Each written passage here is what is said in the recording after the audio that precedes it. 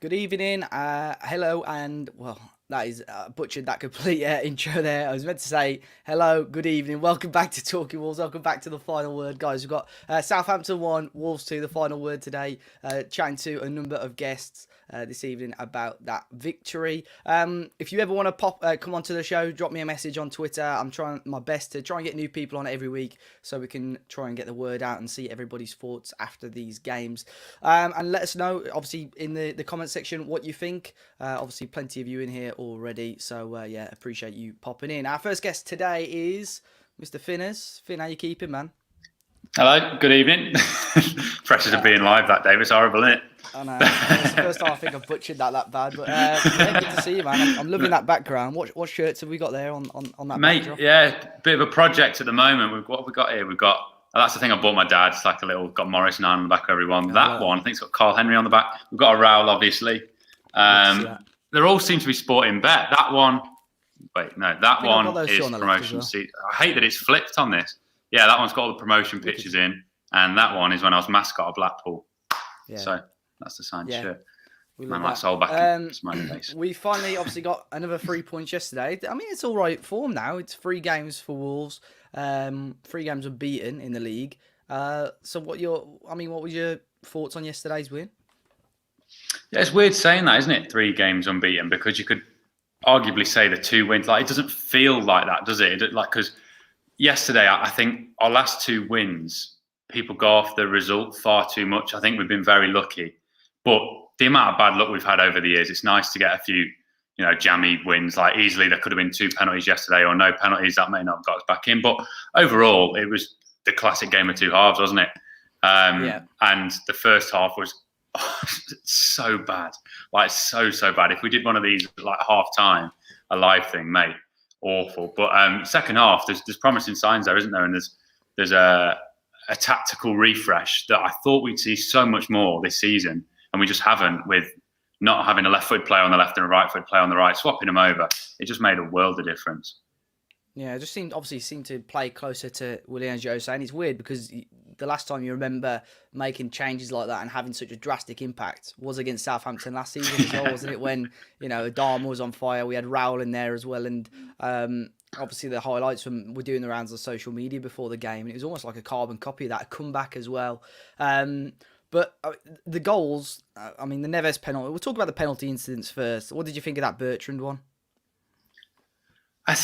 It's more than the Kilman one, isn't it? But there's been a rule refresh since then. So I don't know what is the rule anymore. What is and what isn't. For me, yesterday was it yesterday? Whatever day it was. There's either no penalty, there's no penalty there, or there's 2 penalties there. If it was the other way around, if I was a Southampton fan, I'd be fuming. I think they're both pretty similar. But yeah, if they've given it, then they've got to give Dendonckers. They've given it, and is it? Do you think?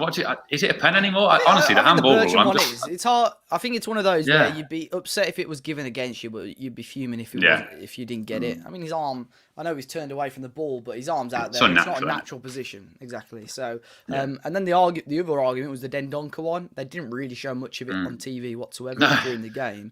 But I've had a look at it again. I don't think. I mean, he's made a bit of a meal of it, but I don't think that is a pen. I wouldn't say. I don't know, because it's just, you can argue that like no one had whatever he was doing. Yeah, well, I don't even know what he was doing, to be honest. I mean, his arms weren't out, were they? But I think he just made a bit of a meal of it, to be fair. But I just not like him. Southampton were a bit upset about that one. Obviously, Neves scoring from the penalty. I mean, we put that stat yesterday. I don't know if you saw it, that before the Arsenal game, because obviously Aubameyang fired some. Neves.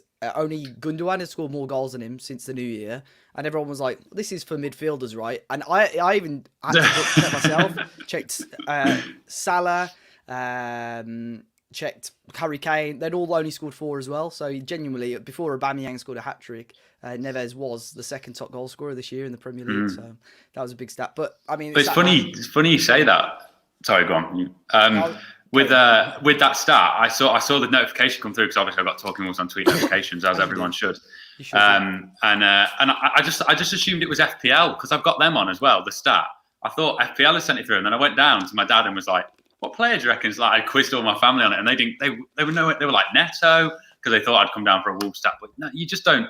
don't think about it, do you? But I mean, there's a few pens in there, and for some reason, he's probably got a decent conversion rate, hasn't he, Neves? But remember the Ajax one, the Sheffield United one. I just never feel like he's going to score, but he's got a decent record. Did he score again? He scored the one against Ajax, didn't he? Oh, did he? I just feel, I don't know. I think so. Or maybe he did. Maybe I think we drew 1-1, didn't we? And he scored that one. But he did miss the Sheffield United one was horrific. Yeah, I remember that. But when Cody got sent off that game as well. Horrible away. No, yeah, nightmare. Yeah. And Leon Clark as well, bagging. I mean, it was never good. But Pedro Neto, I mean, he's the star of the show. Got man of the match again. How important has he been for Wolves? Because what a goal that was again yesterday. It's just, he has to stay. It's just the development. I just saw someone say in the comments as well, opinions on Fabio Silva. Neto gives me faith for Silva because the drastic improvement in one season. I mean, I saw more signs last season than I did like with Neto than I have for Silva so far. But honestly, mate, he's like best youngster in the league, best like he could be up there for like player of the season for what he's done in a single team. We're like Crystal Palace with Zaha. It's like just give him the ball and pray that he can do it in a good team. A Man City, a Liverpool, he'd be honestly not that I ever want to see that happen, but he'd be a goal a game at least. He's just another level, and he wants to be like Ronaldo. I saw that stat going around. He's got just as many in his breakthrough season in the Premier League. Yeah, I'm not betting against it. He's going to get. He's going to get there. Well, that's what I said. Obviously, the Fabio Silva camp is very 50-50. You could argue, and there's a lot of people. Every video that we do, especially over the last few weeks when he's been playing more games, a lot of people have been upset with his performances. Even someone saying like, look at the difference between Neto and Silva.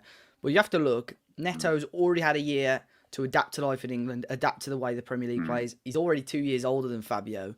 So now, between now and the start of next season, Fabio's still getting those small cameos, bulking up a little bit, physically as a person, growing as well.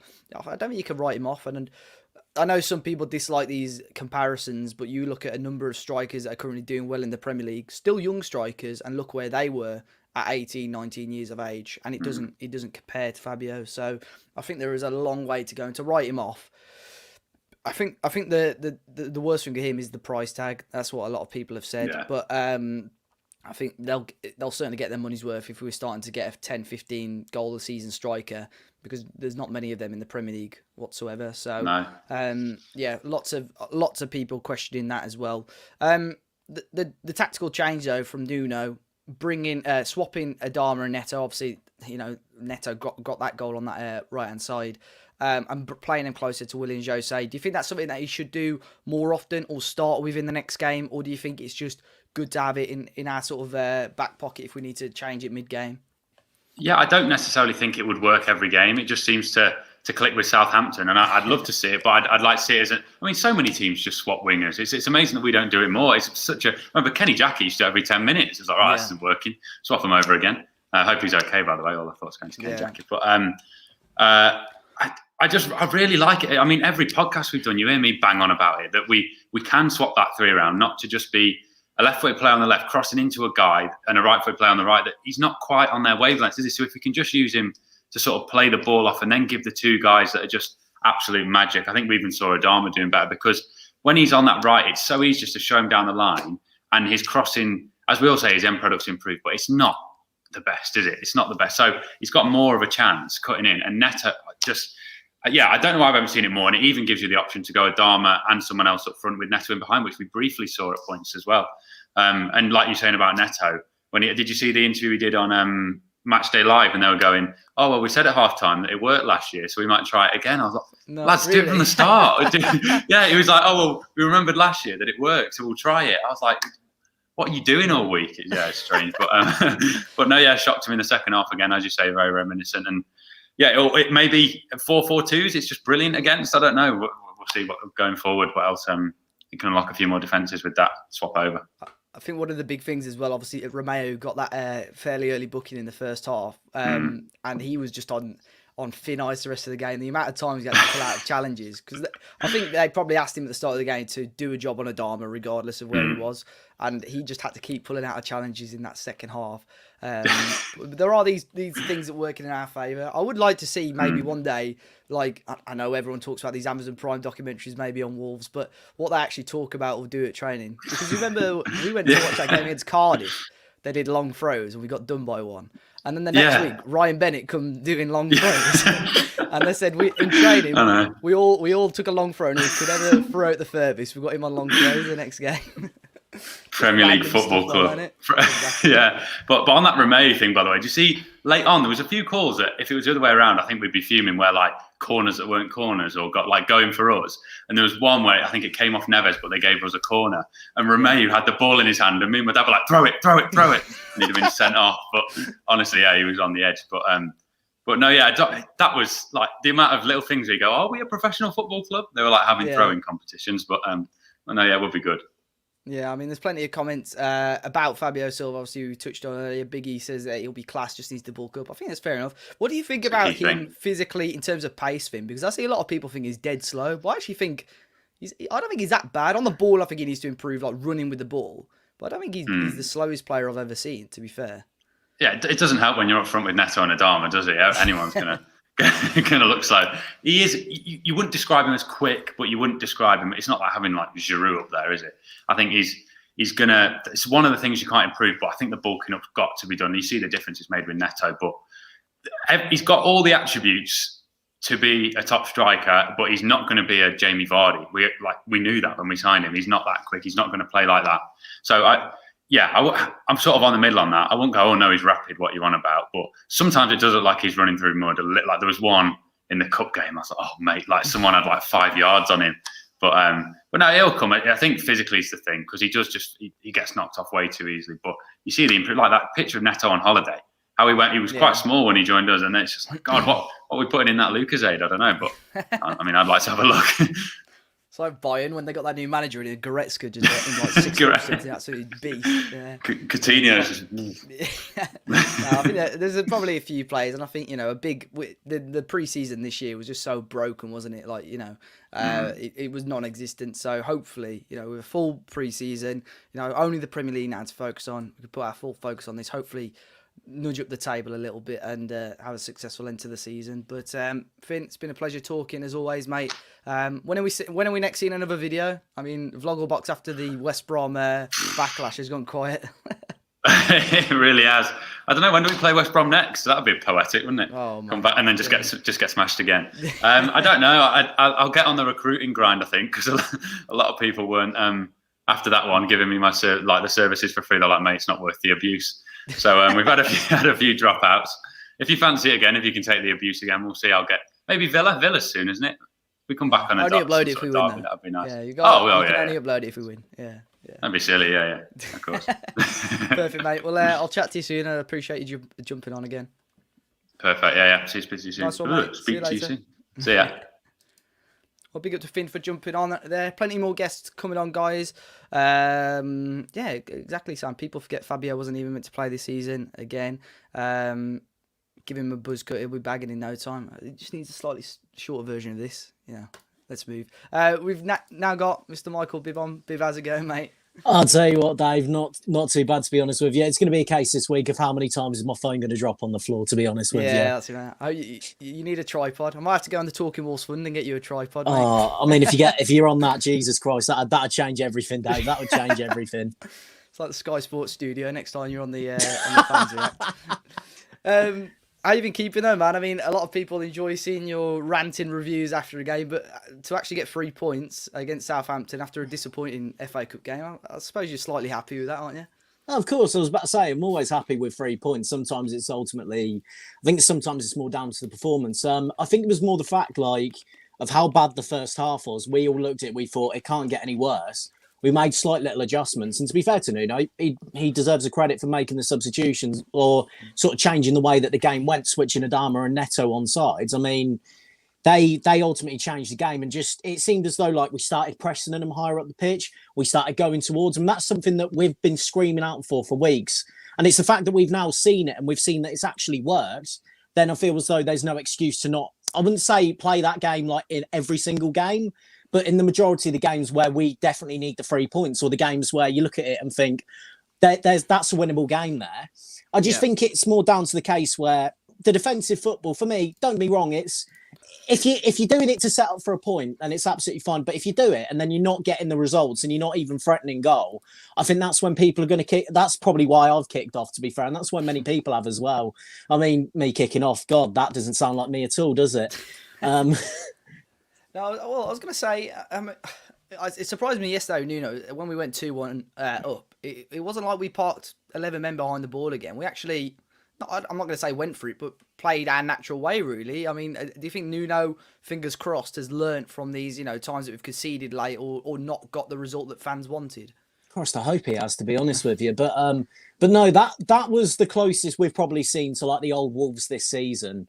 Like we started it wasn't even the fact of just pressing them. It was the fact of like, it was more than two bodies in the box at every opportunity. Everyone knew their job and everyone started going for it. And hopefully, fingers crossed, Nuno can improve on this. Because for me, I'm obviously, I'm someone who I don't think Nuno's probably going to take us to that next step, that next level. If we keep playing the way that we did in towards that second half, then who knows what the hell could happen. But at this moment in time, we just need to prove that it wasn't just a one-off. Because we've had performances like this season. Crystal Palace at home. I'm trying to think what other ones there was. Probably Arsenal away from home. You could also say at home as well to a degree. We've shown that we can play like that. But unfortunately, those have shown to be the exception rather than the rule.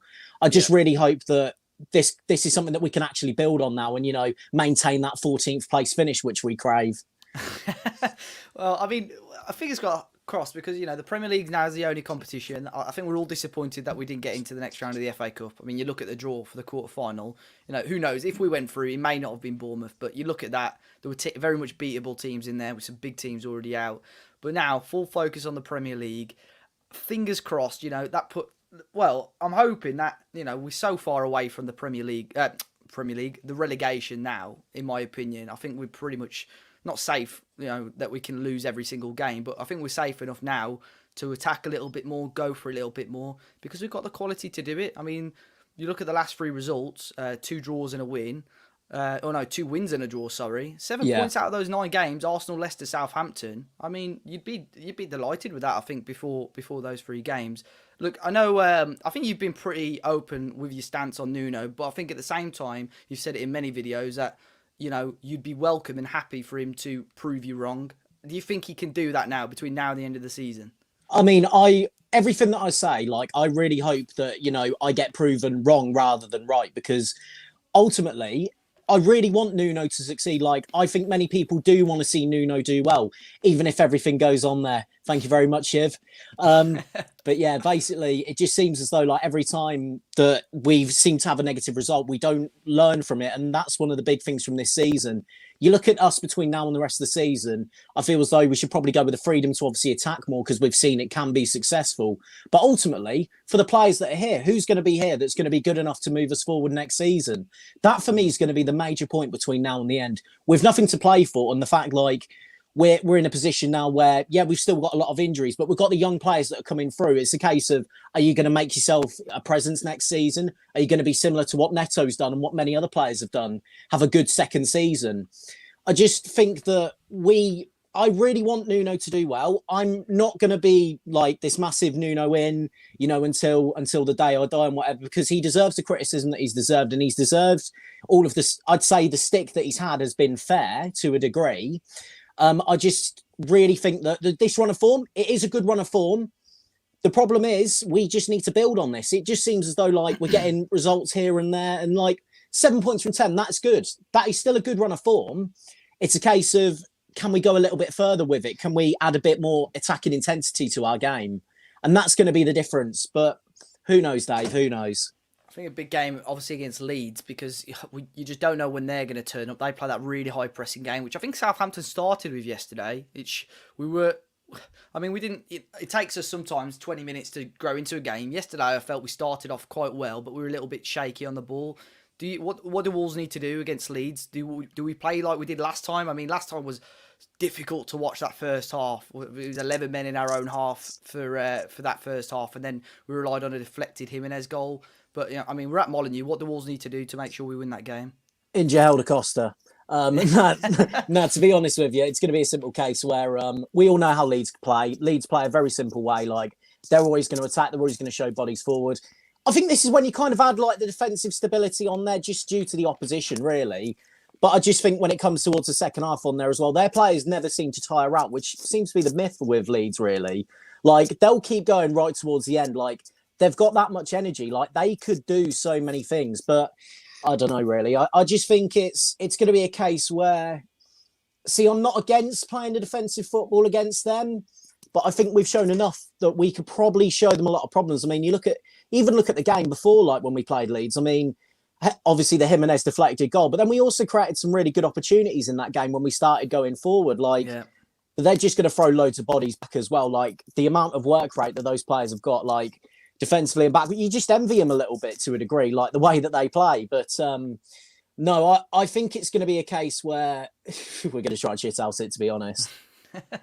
Yeah, I mean, I know quickly before we finish, you said earlier on about, players having the opportunities to play. It's pretty clear. I think there's certain positions that Wolves need to strengthen in the summer, but there's a lot of lone players in this club at the moment, and the chances are Wolves aren't going to sign all of them. Mm-hmm. Who are the ones that need to improve the most to gain a permanent contract if they want to stay at Molineux in the summer? Find me. No, so basically, so loan players that we should try and sign?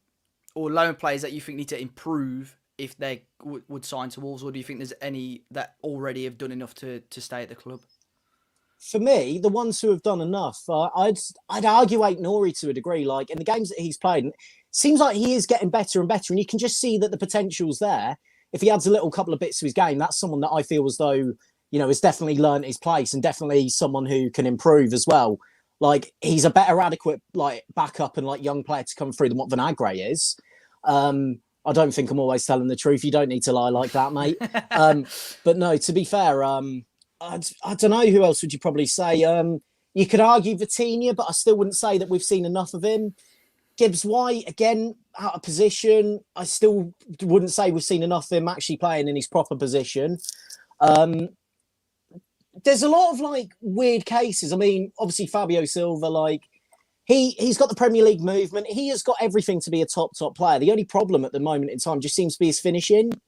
Yeah. I think that's the only kind of downside you could say on him. His game's not all about pace. It's not all about beating his men. But if you look at the positions he picks up, very similar to Jimenez. Jimenez was always on that left-hand side, always doing that little cut inside. And Jimenez, got really, really good at that. And he was starting to be adding a lot more goals to his game the longer it went on.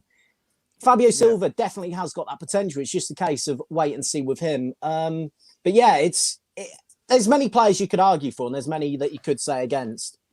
Yeah, well, it's been good to chat as always, Bib, and obviously you guys can see him every week on the Fans React. Whether we win or lose, I mean, he always entertains us all anyway. But nice one for jumping on, mate. I'll chat to you soon. Thank you very much, Dave. Always a pleasure, mate. Yeah, see you, buddy. See you later. Well, big thanks for Bib for jumping on as well. I know you guys, if you are watching on a PC, you'll be able to join Talking Wolves channel, help support us as well. There will be little emotes added eventually as well. So if you are a channel member, you'll be able to put the emotes in the chat. There's a Dharma one on there at the moment, but plenty more will be entered very, very soon as well.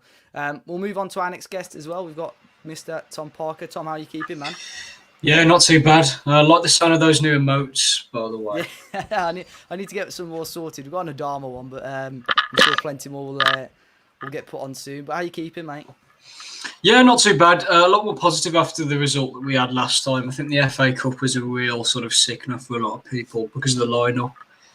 But yeah, it was good to get back on track. Like I said in the fan reaction, our league form has actually been pretty decent. I think that's probably been the one sort of saving grace, really. But yeah, very frustrating to go out the cup. But really, really impressive second half performance again, really. Sort of back to the Wolves we knew at the start of the season.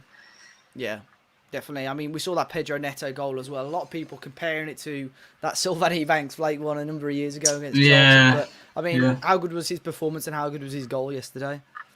It's just, he's sort of we run out of words to describe him. Really, he's so good. Exactly the same sort of thing that I said previously, in terms of he managed to just find the space that Southampton couldn't pick up properly. I think that was due to the switching of sides. I think Adama and Semedo get in each other's way sometimes a little bit. So the fact that Nuno switched the sides, I think Semedo was a lot more free to overlap.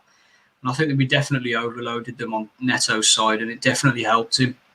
They just being more direct as well, getting him on the ball more, just being a bit quicker in transition, because we were so slow in the first half, getting the ball up to the attackers, and it was so poor. I mean, I was about to turn into bib on those fan reactions at half time. I was absolutely fuming.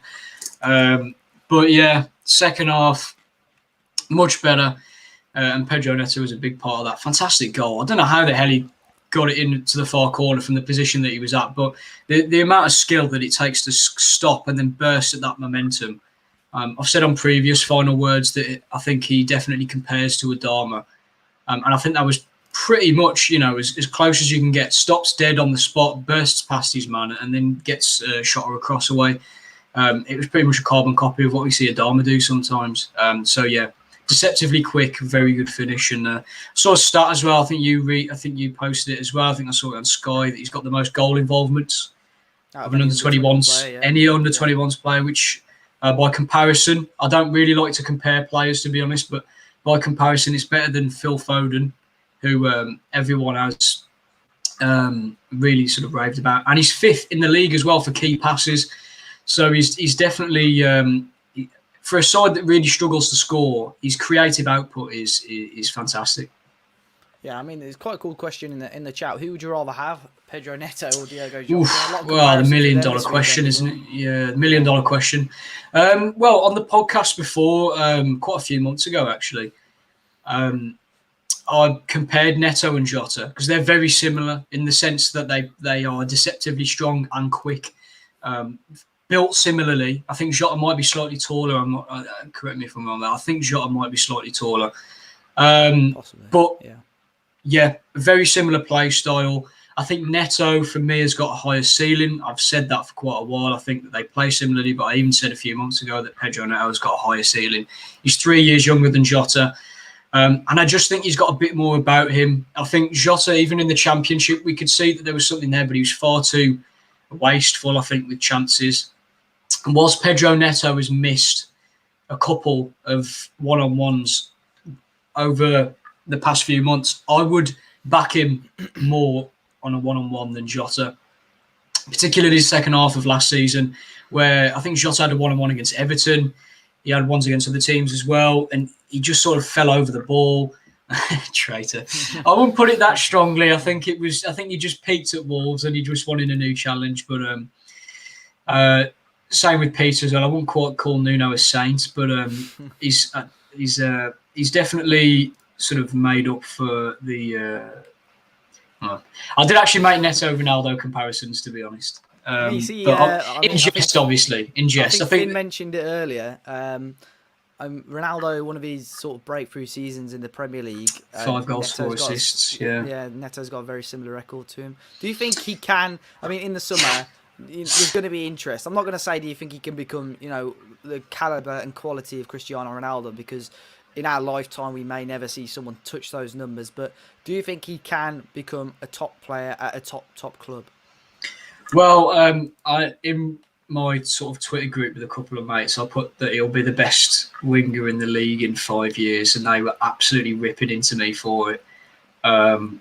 Lost a bit of concentration when they said that Greenwood was better and Hudson-Odoi. They're basically just English players essentially. But yeah, no, Silva's got more goals than Greenwood. Exactly. Yeah, exactly. Yeah, I said that, and they kept them quiet. But yeah, no, I do think he'll play to the point where I think he's too good for the club. Really, it's sort of one of those. I'm amazed that we've kept hold of Neves for the amount of time that we have. So he could be another one of those players that, despite all the press and despite all the speculation, does stay at Wolves. I think for the sake of his career, I know it's easy for me to say from a Wolves fan's perspective, but if I was him, I would stay for at least another season. Yeah. I think he's the main man here. He wouldn't be the main man anywhere else, I don't think, in terms of a top 6 club. So, yeah, I do think he'll hit the top. I can't see how he wouldn't. He's so good already. His decision-making, his technical ability, his pace, his strength. I mean, what else? It amazes me that people still don't rate him, because it's what else does he have to do?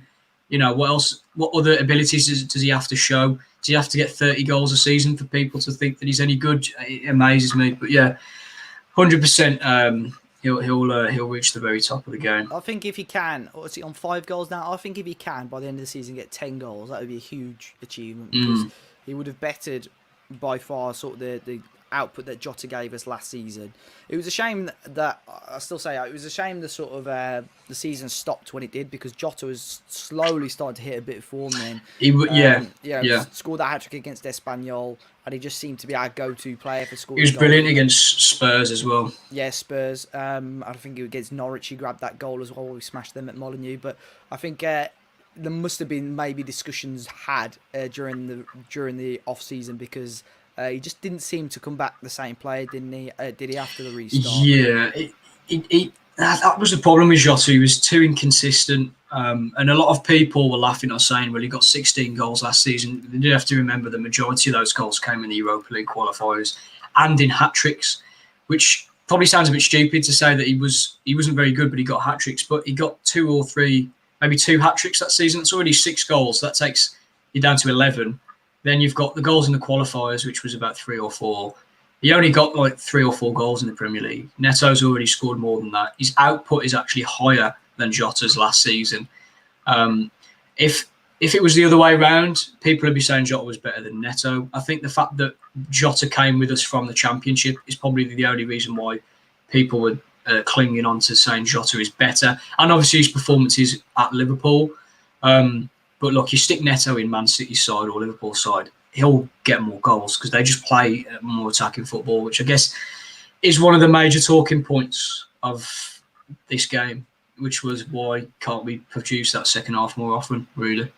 Yeah, and I mean, what have you made of Adama Traore's performances of recent weeks? I think he's improved a lot, and obviously, you know, that change to put him on the left-hand side. I know he didn't directly contribute to a goal, but he certainly made life difficult for Southampton.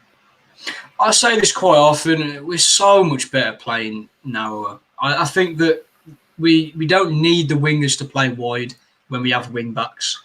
I think if we have our wingers playing inside, infield a bit more, getting at centre backs, then we don't need to play them out wide, because we've got Semedo and Johnny as wing backs that can get forward. And I think we saw the benefits of that in the second half, because we were able to make use of actually getting at Southampton defence. And I think it made a big difference for Willian José as well, because he was able to link up play because the players were closer to him. In the first half, when you've got wingers and wing backs that are out wide, he's so isolated, because we've got no attacking midfielder for him to play off. Neves and Moutinho sit quite deep. So he's got nothing to work off, really. And that's why he becomes so anonymous in games. I have to say that from seeing both him and Fabio Silva, I do prefer Fabio Silva purely for his pressing and the energy that he brings. But I do think that obviously José has the physicality that's needed. I think once Fabio Silva bulks out, I think he'll be fine. But it is one of those, really. It was just so much better with our wingers playing inside. I don't understand why we don't do it more often, because every time we've done it, we look good. We did exactly the same thing against Southampton last season. Yeah. And you're sitting there thinking to yourself, well, if that's worked, then why hasn't Nuno changed things sooner? And that would be my biggest frustration. I know I praised him in the comments of one of the videos, it might have been the fan reactions and the match review, about, credit where credit's due. Nuno won us that game with the tactical changes. And for the amount of stick that he's got, I mean, you saw his reaction at full time. I think for me, that was a big sort of indicator that, he hasn't given up. I think it's just been a very difficult period for him. Having said that, you do have to scratch your head and wonder, well, if he can get the team playing like this, why can't he do that more often? Why haven't we been doing it this season?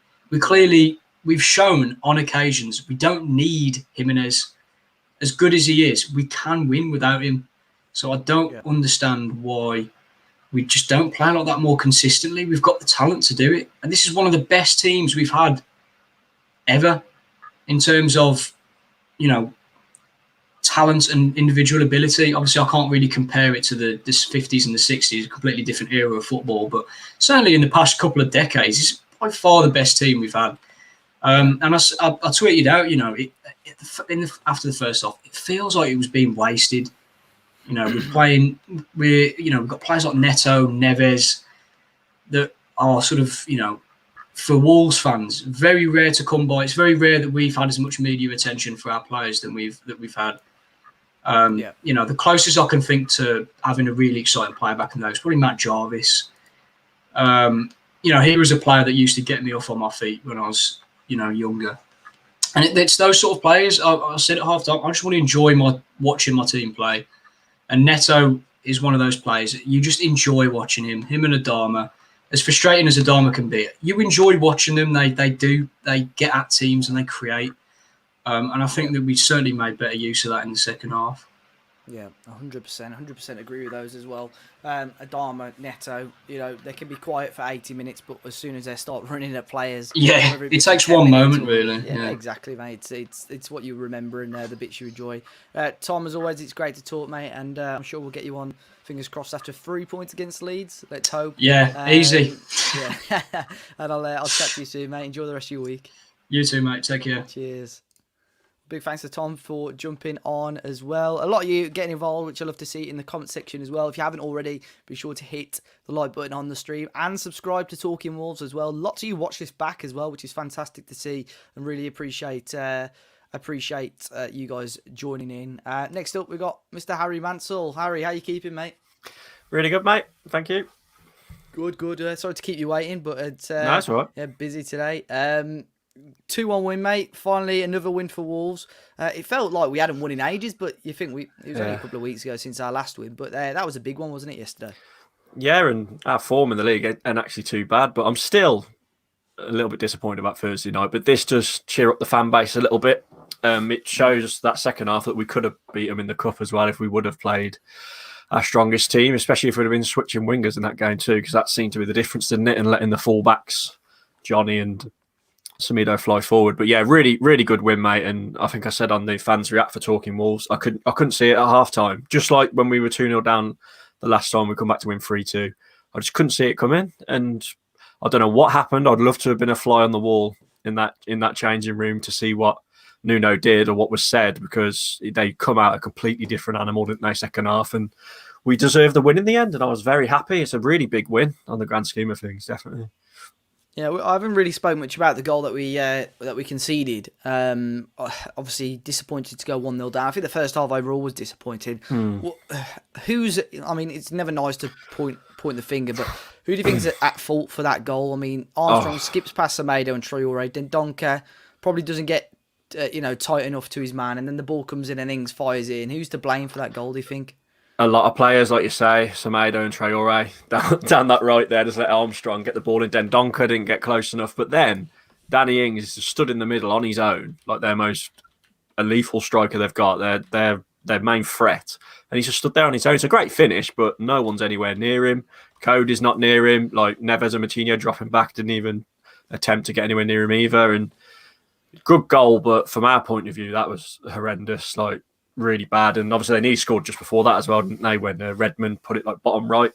Yeah, good save from Patricio. But yeah, like Dendoncker, he struggled a bit, didn't he, especially first half in that right centre back role, which is, he can be reliable there, but he just looked a bit out of depth at times, didn't he, and a liability as well. What is it with Dendoncker at the moment? I mean, he's coming to centre half, which I'm glad, because I think Nuno wants to keep on playing him because he's a good player. But obviously Neves and Moutinho seem to have finally clicked the last few games. But does Dendoncker deserve to keep that place? Or, I mean, it was harsh on Kilman to be dropped as well. I was surprised to see Kilman dropped. I probably would play Kilman there. But Dendoncker, it's a shame, because in midfield, there was that spell where we were like, he's got to start in midfield, if you remember. And he was playing well, but he kept getting in good positions going forward, but he couldn't score, could he? So he's ended up finding himself at right centre-back because of injuries. He can do okay there, but he just seemed to be all over the shop. I don't know. Maybe it's because he hasn't played there. He's not used to it. He probably wants to be in midfield. I'm not too sure. But on the Moutinho and Neves thing, mate, first half, they were so bad again. But then second half, when we're getting forward a bit more, they were much better. So I'm not fully convinced on Neves and Moutinho as the two in midfield still, but let's hope they can improve, and they should be able to play together. So they're both really good players, aren't they? They should be able to. Why do you think they struggled though in the first half? What was Southampton doing to make it tough for us? Was it just because they were getting the ball a lot higher, pressing us harder, or? Yeah, it was just simple things though as well. I remember that one pass, Neves tried to like ping one out to like the left wing back position. He went straight out for a throw. Just silly things like that. If you can't just do the basics and pass it side to side, then you know we're in trouble, because they never try and do like the defence splitting passes, do they, through? So I'm not sure. The tactics all round first half just wasn't good, really, was it? It was survival mode again. We did have a little bit of a go in the first bit of the first half, but apart from that, it was just like we have been for the most of the season, really, quite poor to watch, and the passing was poor. I was going to ask you about the future of Moutinho and Neves. Someone at CJF here in the chat could do with a box-to-box midfielder in the summer who's more experienced than Vitinha or Gibbs-White. I probably agree with that. I think those two are too lightweight as well, and maybe João and Neves are just that little bit too... I don't want to say they lack physicality, but possibly a little bit too slow. I mean, their work rate is ridiculous, but sometimes that yard of extra pace or that little bit more physicality could do you well. I mean, there's plenty of players that you could recommend. But do you think this could be the last big season for Moutinho, or do you think he's got another year left in the tank? I'll probably be his last one, if I'm honest. Otasowie was sat on the bench as well, wasn't he, yesterday? Like, wouldn't mind to see him. But it's weird because you've got Vitinha, Gibbs-White, Otasowie sat on the bench, but you never feel like they're going to come on, do you? Like, we made the substitution. Johnny obviously went off for Marcel, which was good to see Marcel back, because I thought he'd be out for a bit longer. And then obviously we made really late subs. But that's the thing with our bench. You look at it, you see Vitinha and Gibbs-White and that, and I don't think Nuno fancies them. Like, he don't really trust them, does he? Because if he did, they probably would have come on a bit, like when like Johnny went off and things like that. Yeah, I mean, a lot of people saying Otasowie, I still don't understand, really. You know, he had, again, another good run in the team. Played out of position, you could say, really. I am surprised, you know, in the cup games that we've had recently and so on, why he hasn't had more of a go. Or why, you know, maybe, well, I know they want to keep him in the first team frame, but if Nuno knows he's not going to play him, maybe get him back in the under-23s just to keep that sharpness up and so on as well. But now, maybe because the pressure's off, we're out of the cup and it's just the Premier League to focus on, and we're in an okay position, we might see a little bit more of these fringe players. I asked Michael earlier on as well, with the players that we've got in on loan, is there anybody in the club that's on loan at the moment that you think Wolves should be signing, or do you think they all have a lot to still improve on, or a lot to give? I said to you the other week that the one who stood out for me the most was Vitinha, but even he is not really convincing me. Aït-Nouri, no, he's no different to Vinagre for me. Hoover, he started in the cup, didn't he, on Thursday night, and people were probably happy with that because I know Semedo's got some stick, but Semedo's better than Hoover for me right now. I don't know. Hoover might become good, but he's not really shown it yet. And Fabio Silva, obviously. Well, Bayliss, who's on our podcast with us, Dave, he reckons that he's better than Fabio Silva. And this is a lad who couldn't even get into a Sunday league team. So he thinks he could have scored the penalty he scored. He thinks he'd put away all the chances he creates. Because that's the thing with Silva. Although he don't look the quickest, he don't look the most physical, because obviously he's only 18 still, not the best in the air. But he does get in really good positions. But unfortunately, he's missing all these chances, and he's making him probably look worse than if he didn't get in all these positions. But I don't know. I feel sorry for that a little bit, but yeah, we've already signed, obviously, Fabio. So, yeah, I've had Vitinha maybe, but probably not any of those. You know, I don't think Aït-Nouri will be signed at all. I bet he missed that chance against Leicester, and Bayliss was rubbing his hands together. Here we go, some more podcast content. Yeah. Because Semedo didn't play on Thursday. He had to like pick someone else out, so he went for Fabio Silva this time. Started saying he's a better footballer than that. I don't know why he does it. But I mean, we look ahead to Leeds, Harry. Is that a game Wolves should be winning, or is it going to be a tricky one? Well, you think back to when we beat them 1-0 at their place, and we just stunk the place out, didn't we? Because Leeds, although they lost to Arsenal, they did show that when they're on it, they're good to watch, aren't they? And they can trouble anybody. So I think the tactics will be from us to do what we did last time. I know we're at home, but we could potentially get battered by Leeds, couldn't we, if it goes wrong and we're not up for it. So, and if we do win, we can. I think we leapfrog them, don't we? We go above them by a point. Is that right? We're in the right position. Yeah, we're in an okay position now. Yeah. A good run, Dave. Are we back on for Europe? No. I'm not even saying it. Well, I mean, you know, I know it's been classed as a bad season. We're only 4 points behind what we had this time last year, which I still don't think that baffles me. Like that, it don't feel like that, does it? At all? Exactly. The way it's gone. So that says a lot, yeah. A couple more decent results, and you never know, mate. You never know. But Harry, it's been great to chat as always, mate. And fingers crossed we get a decent win on. When is it? Friday? Is it we play? Friday night, 8:00. Yeah, hopefully it'd be nice to win that. Yeah, Definitely. yeah. Cheers, Dave. Mate. No worries, mate. I'll chat to you soon. Thank you. See you in a bit, mate. Bye. See you, buddy. So, guys, keep your comments coming in. Let us know in the comment section who you think or what position the Wolves need to strengthen the most in the summer. There's lots of talk about certain players, João Martinho, an elite centre back probably. But we'll move on to our next couple of guests. Now we've got Scott and James from Sweet and Sour Soccer. Obviously, it's good to I try and get new people on every week, and I've seen you guys have started a new channel. How are you both doing, guys? Yeah, very good, mate. How are you? Yeah, all good, man. It's good to chat again. Obviously, I know you both personally as well. The channel popped up on my Facebook and Twitter. So, it's good to chat to you. Let's talk about the channel first. James, what is it that you guys do over on your channel? Yeah, so, I mean, I'll be completely honest. Scott came to me with the idea. I'm happy to do it. We are going to focus mainly on Wolves.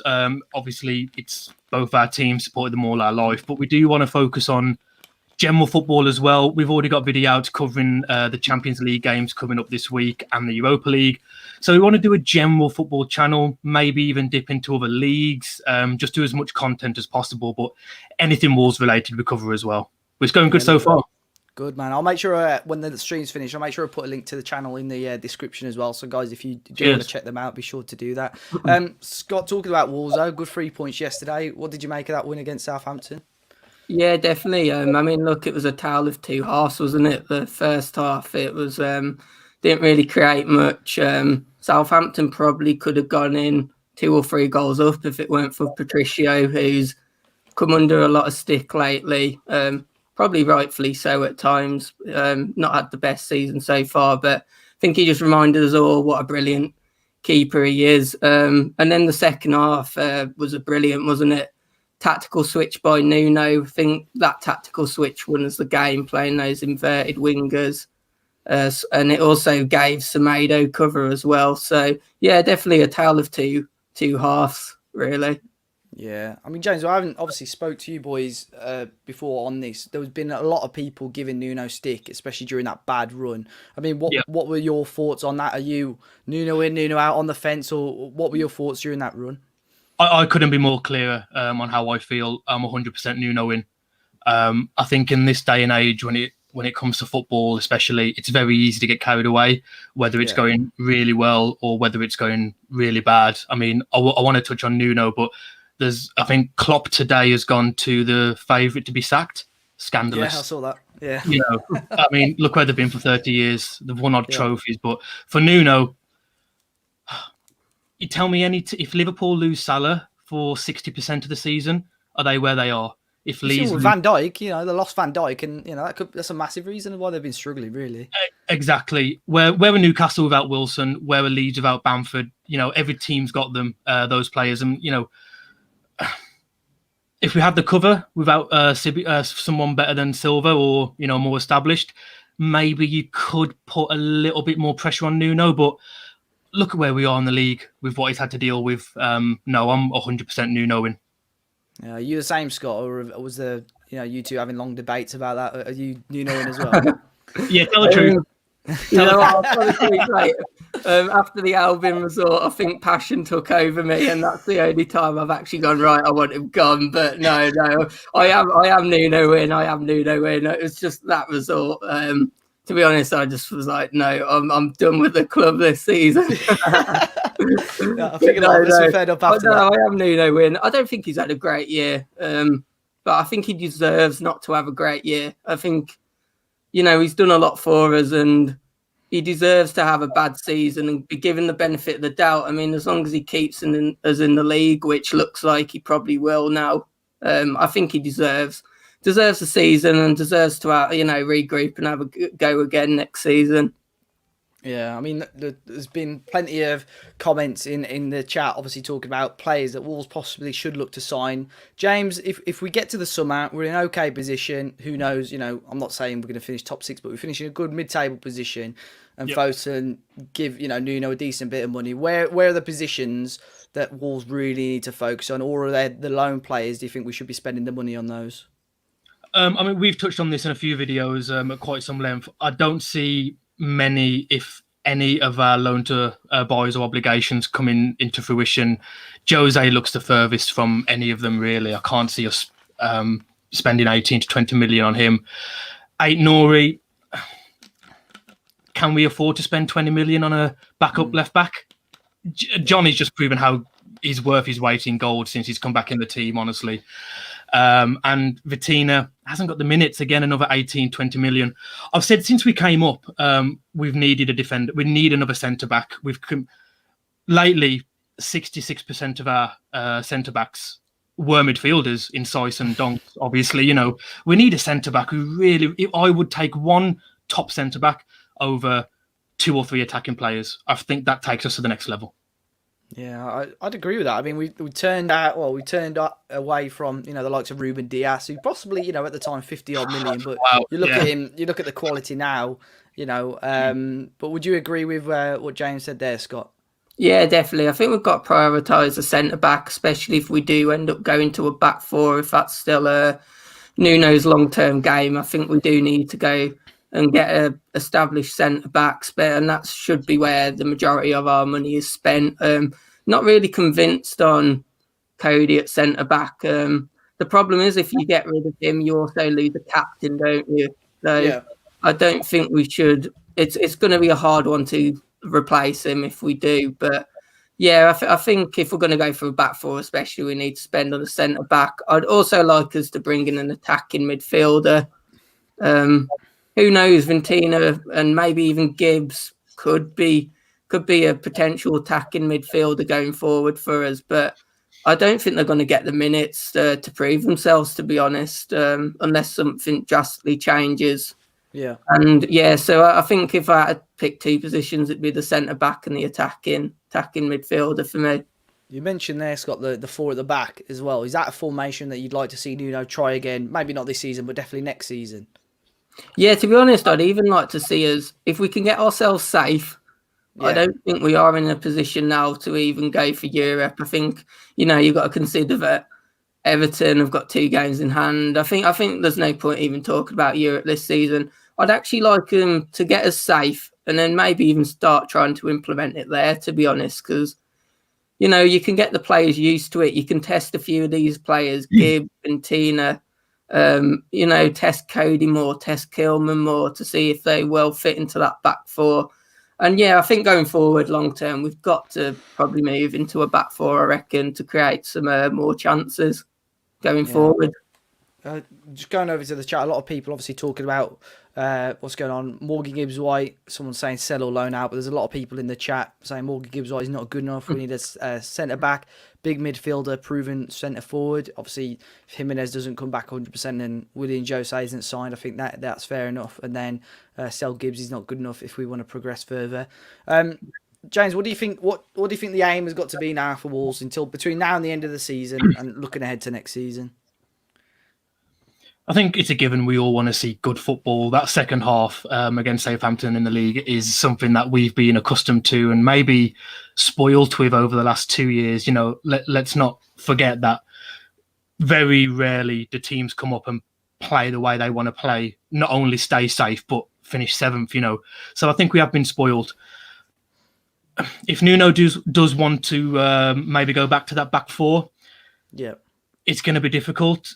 Raul is going to be such an integral part of that, and without him, really, what are we going to find out until Raul's back? I don't believe we're going to go down. Something drastic would have to happen. I don't think, obviously, we're going to get 7th. It's almost a dead season. I'm just really gutted about the FA Cup. I really am. I'll be honest, I don't see what we're going to accomplish by...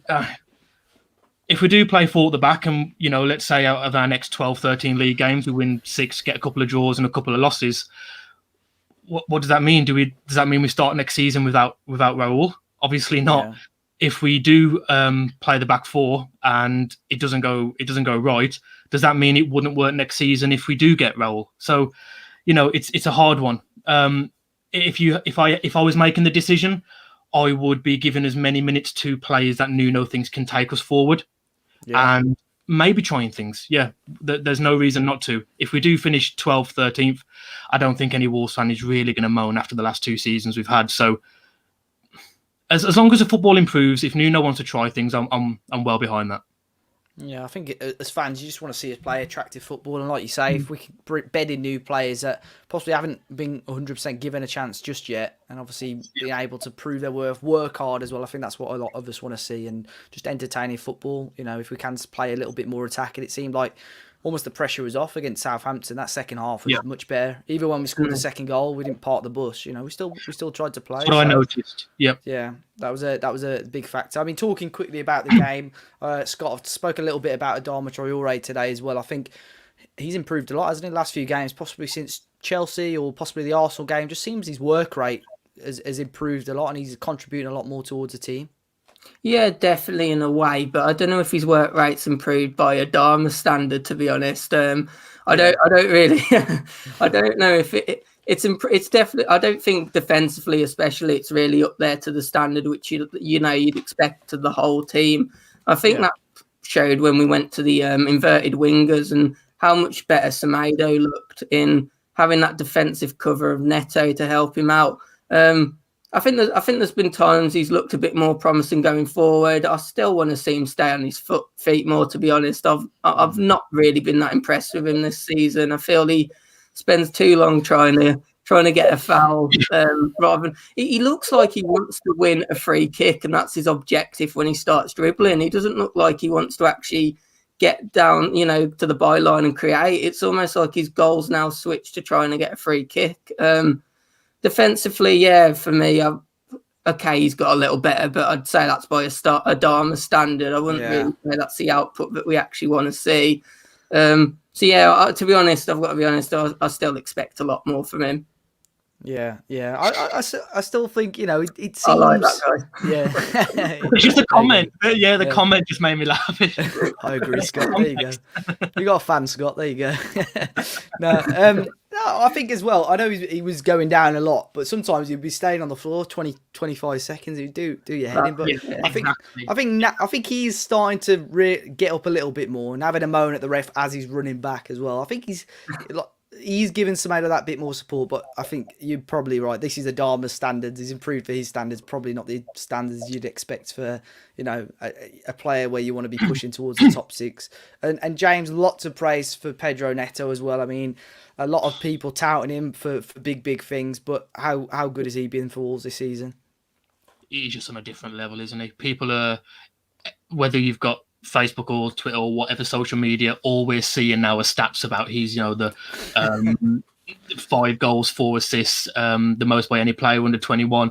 Let's compare him to players of any league, any age, in the league. He's right up there. He's too good for us already.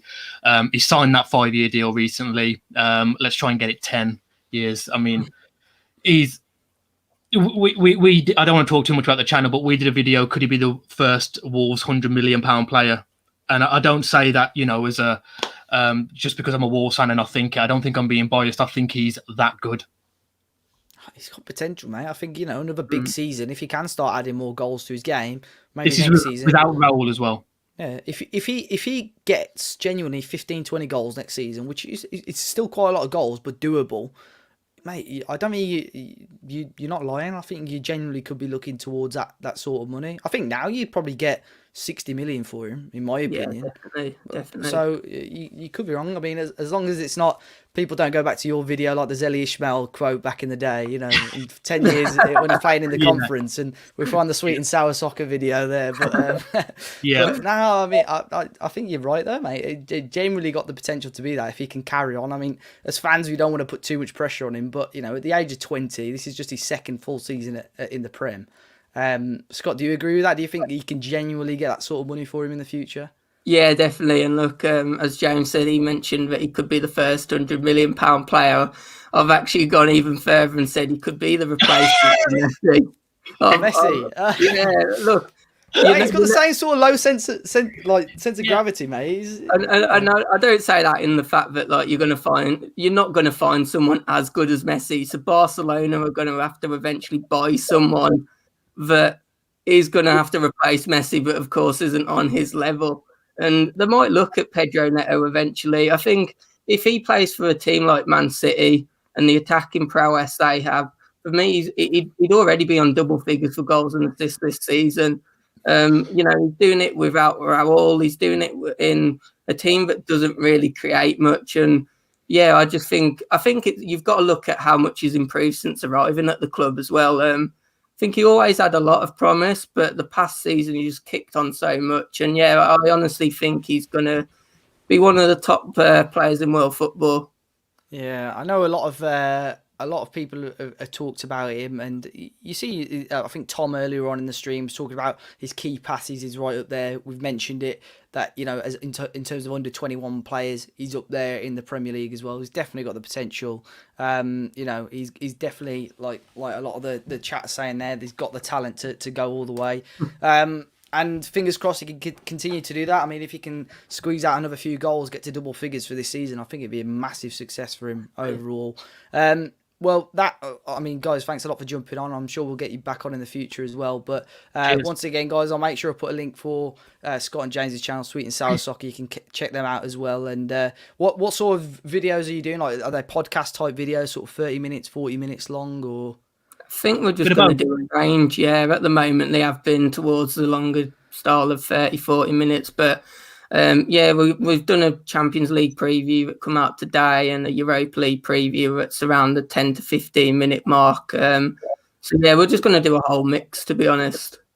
That's brilliant, guys. I appreciate you both jumping on, and yeah, enjoy the rest of your week, and I'm sure we'll chat very, very soon. Yeah, brilliant. Thanks for having us on. No worries, guys. See you later. Cheers, mate. Well, big thanks to James and Scott for jumping on. Again, I'll make sure I leave a link to their channel in the description once the stream is done. But yeah, that has been the final word, guys, on Southampton 1, Wolves 2. Be sure to hit the like button as well and subscribe to the channel, guys. Appreciate appreciate you all jumping in. Pav there as well. It's mad to think Neto is ahead of CR7 at the same age in terms of numbers. Yeah, I mean, in terms of the numbers from Ronaldo's breakthrough season, it's bang on. Well, very, very similar. I think, you know, Ronaldo was a little bit taller, so possibly had that advantage, but you never know, do you? You never know with the way he's progressing and improved over the last 12 months or so. But yeah, I appreciate everyone jumping in as always. Be sure to hit the like button, subscribe to Talking Wolves if you're new. I appreciate all the support recently. And yeah, enjoy the rest of your week, guys. I'll catch you all very, very soon.